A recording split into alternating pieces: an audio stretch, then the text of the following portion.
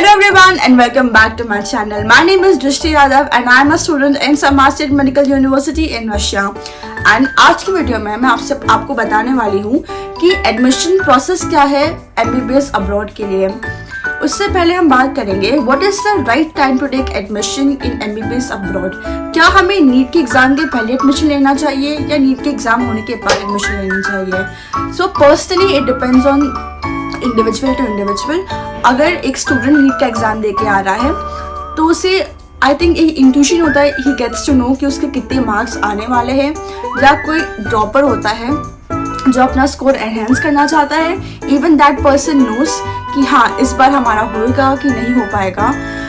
And there are so many students जिनका fantasy भी होता है MBBS अब्रॉड करने का। So it basically depends on person to person कि आपको नीट से पहले एडमिशन के लिए अपने डॉक्यूमेंट्स देने चाहिए या नीट के बाद देने चाहिए। सो इन दिस वीडियो मैं आपको स्टेप बाय स्टेप प्रोसेस बताऊंगी एडमिशन प्रोसेस MBBS के लिए।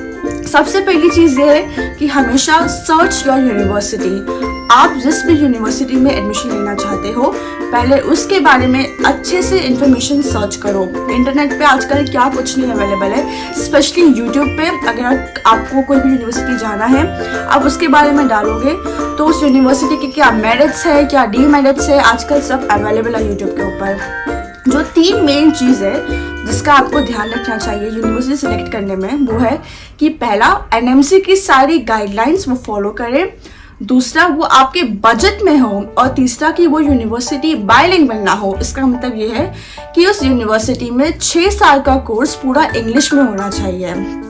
The second thing which I want to share with you, जब भी आपने यूनिवर्सिटी देख ली, अब आप जाओगे किसी कंसल्टेंसी के पास या आपका कोई रिलेटिव पढ़ता होगा किसी यूनिवर्सिटी में, उसके थ्रू आप एडमिशन कराओगे, तो आपको ये चीज़ देखनी है कि आप किसी फ्रॉड एजेंट या कंसल्टेंसी के चंगुल में ना फंस जाओ। बिकॉज मैंने बहुत सारे बच्चे ऐसे पर्सनली देखे हैं जिनका पैसा कंसल्टेंसी वाले लेकर भाग गए हैं, या उनसे जो वादे करे गए थे कि हॉस्टल ऐसा होगा वैसा नहीं होता है, या 6 साल की यूनिवर्सिटी इंग्लिश में बताई जाती है पर वो 3 साल ही होती है, बाकी के 3 साल रशियन में होता है। तो आपको आपका कंसल्टेंसी चूज करते वक्त बहुत ही ज़्यादा कॉशियस रहना चाहिए। तीसरी चीज़, जब आपकी सीट बुक करोगे, जैसे ही आपने कंसल्टेंसी ढूंढी they will book your seat.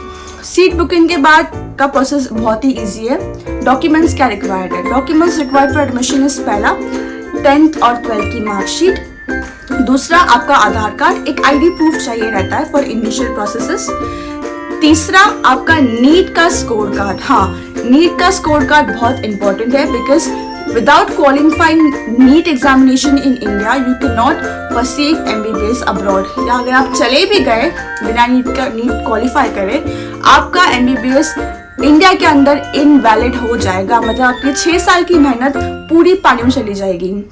सो हमेशा अपना NEET score card you have to give. Now NEET score card में एक चीज़ है कि आपको क्वालिफाइंग मार्क्स आने चाहिए।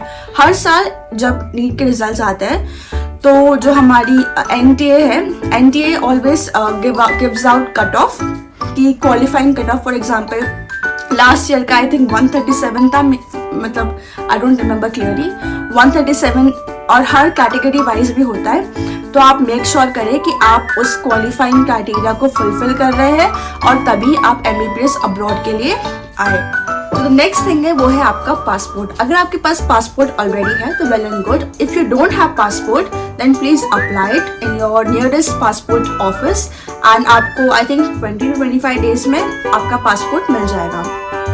देन एक इन्विटेशन लेटर आता है आपकी यूनिवर्सिटी की तरफ से जिसके बेसिस पे इंडियन एम्बेसी आपका वीजा लगाती है रशिया के लिए। That is why passport is very important. Once you get your visa you can book your tickets. या तो आप खुद टिकट्स बुक कर सकते हैं या अगर आपकी कंसल्टेंसी सर्विस प्रोवाइड करती है तो ज़्यादा बेनिफिशियल है बिकॉज बहुत सारे बच्चे पहली बार अब्रॉड जाते हैं पढ़ाई के लिए, तो एक डायरेक्शन मिल जाता है कि चीज़ें कैसे करनी है।